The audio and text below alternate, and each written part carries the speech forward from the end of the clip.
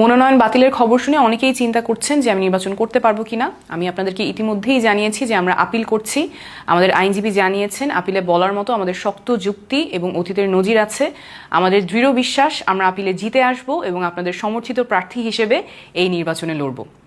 বাংলাদেশের পরিবর্তন নিয়ে আমি আশাবাদী, আপনাদেরকেও নিরাশ না হওয়ার জন্য অনুরোধ করছি। দ্বিতীয় বিষয়টা ক্রাউড ফান্ডিং নিয়ে। আমি যখন ঘোষণা দিয়েছিলাম যে আমি স্বতন্ত্র নির্বাচন করব, তখনই জানিয়েছিলাম দল ছেড়ে স্বতন্ত্র নির্বাচন করার সিদ্ধান্তের কারণে যারা টাকা ফেরত চান তারা আমাকে জানান। এখন পর্যন্ত 205 জন জানিয়েছেন যারা বিকাশে টাকা পাঠিয়েছেন, তাদের সবার টাকা ফেরত দেওয়ার প্রক্রিয়া চলছে। আরও যারা টাকা ফেরত চান তাদের জন্য আমি ফর্মের লিঙ্ক ক্যাপশন এবং কমেন্টে দিয়ে দিচ্ছি। যারা যারা টাকা ফেরত যাবেন সবার টাকা ফেরত দেওয়া হবে, প্রত্যেকের টাকা ফেরত যাবে, এইটা নিয়ে সংশয়ের কোনো অবকাশ নেই।